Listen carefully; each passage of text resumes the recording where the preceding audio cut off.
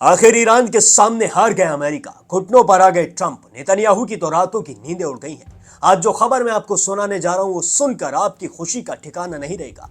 अगर आप ईरान के सपोर्टर हैं, अगर आपको अली खामनेई की शहादत पर थोड़ा सा भी दुख हुआ था तो इस खबर को सुनकर आपका दिल बाग बाग हो जाएगा। आदाब, नमस्कार, Sat Shri Akal, peace to be with you दोस्तों। मेरा नाम है जुनैद भाटी और आप देख रहे हैं द न्यूज फीवर। जैसा कि आप सभी जानते हैं कि बहुत दिनों से अमेरिका और इजराइल आपे में नहीं थे। अमेरिका और इजराइल ने फिलिस्तीन और गाजा पर लगातार अपना कहर बरसाया था। वहां के बच्चों पर, वहां के बूढ़ों पर, वहां के मजबूरों पर इन्होंने जरा सा रहम नहीं खाया था। तब भी ईरान फिलिस्तीन के साथ था और इजराइल और अमेरिका को लगातार जवाब देता रहा था। अयातुल्ला अली खामनेई गाजा के बच्चों के साथ खड़े थे और इसी की वजह से अमेरिका और इजराइल ने अयातुल्ला अली खामनेई के पीठ पीछे वार किया। जी हां, पीठ पीछे वार करके उन्हें मौत के घाट उतार दिया। इन्हें लगा था कि अयातुल्ला अली खामनेई को खत्म करने के बाद, उनकी शहादत के बाद ईरान इनसे कुछ नहीं कहेगा। ईरान के जो अगले सुप्रीम लीडर बनेंगे वो इनके सामने जाएंगे और इनसे हाथ जोड़कर कहेंगे कि भैया ट्रंप, आप जो चाहते हैं हम वो करने के लिए तैयार हैं। आप जैसा कहेंगे कि हमारा देश वैसे ही चलेगा। हम गाजा और फिलिस्तीन की मदद अब से नहीं करेंगे। हम आपके किसी भी गलत काम में टांग नहीं अड़ाएंगे। जी हाँ, ट्रंप को सब यही लगता था, लेकिन ट्रंप की जो सोच थी, ट्रंप ने जो भी सोचा था वो पूरी तरीके से उल्टा साबित हुआ। अयातुल्ला अली खामनेई की शहादत के बाद जो ईरान के नए सुप्रीम लीडर बने वो हैं अयातुल्ला अली खामनेई के बेटे मोज्तबा खामनेई। जी हाँ, कहा जाता है कि मोज्तबा खामनेई अली खामनेई से भी ज्यादा सख्त मिजाज माने जाते हैं और ज्यादा गुस्से वाले माने जाते हैं। उन्होंने जैसे ही गद्दी संभाली वैसे ही अमेरिका और इसराइल की शामत आ गई। ईरान ने पहले से भी ज्यादा ताकतवर हमले करने शुरू कर दिए।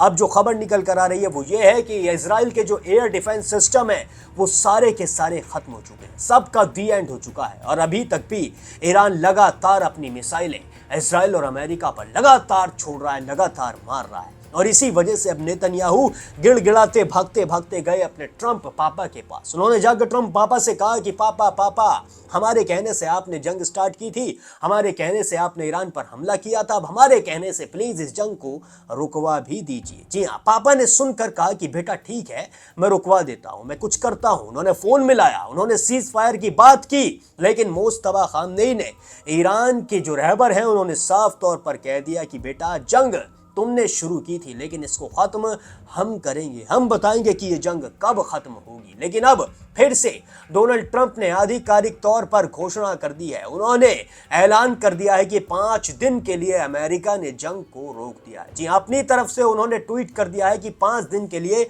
सीज फायर हो चुका है। और तो और उन्होंने ये भी कहा है कि हमारी ईरान के उच्च नेताओं से बात भी हो गई है और उन्होंने भी हमारी बातों में हामी भर दी है। लेकिन अभी तक भी ईरान की तरफ से कोई भी आधिकारिक घोषणा नहीं की गई है जंग को रोकने की, बल्कि ईरान की तरफ से यह जरूर कहा गया है कि हम जंग खत्म करेंगे, हम बताएंगे कि कब जंग खत्म होगी, आप नहीं करेंगे, आप कुछ भी नहीं कह सकते। इससे पहले अमेरिका ने ईरान को धमकी भी दी थी कि वो वहां के बिजली संयंत्र को तबाह कर देगा। वहां पर जिस प्लांट से सबसे ज्यादा बिजली पहुंचती है वो वहां पर मिसाइल मारेगा और पूरे ईरान में अंधेरा कायम कर देगा। ये सुनकर ईरान ने अमेरिका से कहा कि अगर तुम्हारे अंदर हिम्मत है, अगर तुम्हारे अंदर जरा सा जज्बा है तो करके दिखाओ, फिर हम बताते हैं तुम्हें कि हम क्या कर सकते हैं।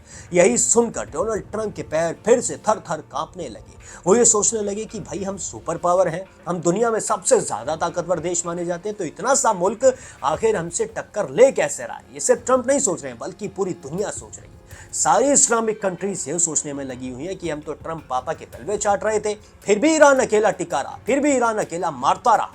ईरान लगातार हमले करता रहा और ईरान लगातार अमेरिका के एयर बेसेस पर तबाही मचाता रहा। ईरान ने इराक, कुवैत, दुबई, सऊदी अरब, कतर, जहां जहां अमेरिका के एयर बेसेस हैं, सब पर मिसाइलें बरसाई, सब पर ड्रोन से हमले किए और पूरी तरीके से उन्हें निस्ते नाबूद करके रख दिया। डोनाल्ड ट्रंप कई दिन से छटपटा रहे थे, कई दिन से चिल्ला कर कहते नजर आ रहे थे कि जंग को रोक दो, अगर ये जंग नहीं रुकी तो दुनिया में बहुत बड़ी आफत हो जाएगी। ईरान ने स्ट्रेट ऑफ हॉर्मज भी बंद कर दिया, जिसकी वजह से दुनिया के बहुत सारे मुल्कों में तेल की, एलपीजी गैस की कमी होने लगी।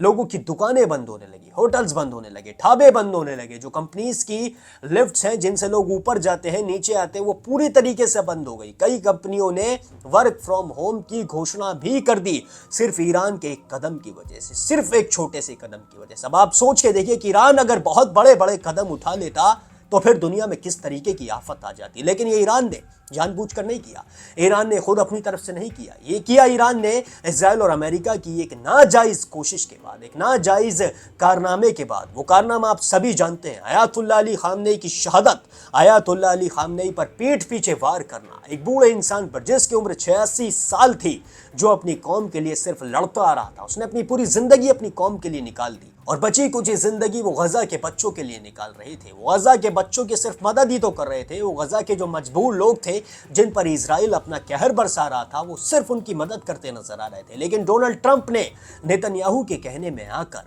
फिर से ईरान के ऊपर हमला कर दिया और अली खामनेई को मौत के घाट उतार दिया। लेकिन ये डोनाल्ड ट्रंप को बहुत भारी पड़ा। डोनाल्ड ट्रंप के इस वक्त करोड़ों अरबों डॉलर्स खत्म हो चुके हैं और अगर इजराइल के ऊपर ये सारे हमले एक साथ हो जाते, अगर मुस्तफा खामनेई सारे देशों को भूलकर इजराइल को निशाना बना लेते, तो आज इजराइल नाम का देश शायद दुनिया के नक्शे में ना होता। दुनिया के नक्शे से ये नाम गायब हो चुका होता। अभी भी मुस्तफा खामनेई बहुत ज्यादा गुस्से में है। डोनाल्ड ट्रंप को अब समझ आ चुका है कि अब मुस्तफा खामनेई से पंगा लेना खतरे से खाली नहीं है। इसीलिए अब इन्होंने 5 दिन के सीज फायर का ऐलान कर दिया। आप सोच रहे हैं कि दुनिया की सबसे बड़ी ताकत जो दो देशों के बीच में सीज फायर कराने का बार बार क्रेडिट लेती है, जैसे इंडिया और पाकिस्तान के बीच जब जंग हुई थी तो डोनाल्ड ट्रंप महीनों तक क्रेडिट लेते नजर आए थे, कहते नजर आए थे कि मैंने जंग रुकवा दी, मैंने जंग रुकवा दी। अब डोनाल्ड ट्रंप खुद अपने देश की जंग नहीं रुकवा पा रहे। अभी भी ईरान कहता नजर आ रहा है कि जाओ कर दो ऐलान, तुमने 5 दिन का ऐलान कर दिया लेकिन हम इस ऐलान को नहीं मानते। तुमने हमारे बिजली संयंत्र को तबाह करने की धमकी दी थी ना, पहले वो करके दिखाओ। अपनी धमकी जो तुमने दी थी उसे अपनी जबान के अंदर रखो, जबान से बाहर मत निकालो। जो अभी तक हमले हुए हैं वो सिर्फ ट्रेलर था, अगर पूरी पिक्चर देखनी है तो एक और बार धमकी देकर दिखाओ और धमकी को पूरा करके दिखाओ, फिर हम तुम्हें पिक्चर दिखाते हैं, फिर हम तुम्हारी 3 घंटे की 3.5 घंटे की पिक्चर यूं बना देंगे और तुम्हें समझ में भी नहीं आएगा कि हमने क्या कर दिया। यही सब सोचकर डोनाल्ड ट्रंप अब पीछे हटते नजर आ रहे हैं, घुटनों पर आते नजर आ रहे हैं। जी हाँ, पीएम नरेंद्र मोदी ने भी संसद में भाषण दिया, उन्होंने भी वॉर की बात की, लेकिन इसमें अली खामनेई की शहादत के बारे में उन्होंने एक शब्द नहीं कहा, एक शब्द नहीं बोला। ना ही उन्होंने ईरान के ऊपर कुछ कहा, ना ही उन्होंने ये कहा कि इजराइल और अमेरिका ने गलत किया। इजराइल और अमेरिका ने जो बच्चों के स्कूल को तबाह किया था, जिसमें कई 100 बच्चियां मारी गई थी, उसके ऊपर भी नरेंद्र मोदी जी ने कुछ भी नहीं कहा। और इसी पर राहुल गांधी ने भी उन पर पलटवार करते हुए कहा है कि पीएम नरेंद्र मोदी जो हैं वो देश के कॉम्प्रोमाइज्ड पीएम हैं। जी हाँ, विपक्ष भी अब पूरी तरीके से हमलावर हो चुका है। विपक्ष भी कहता नजर आ रहा है कि जो पीएम है वो कॉम्प्रोमाइज्ड पीएम है।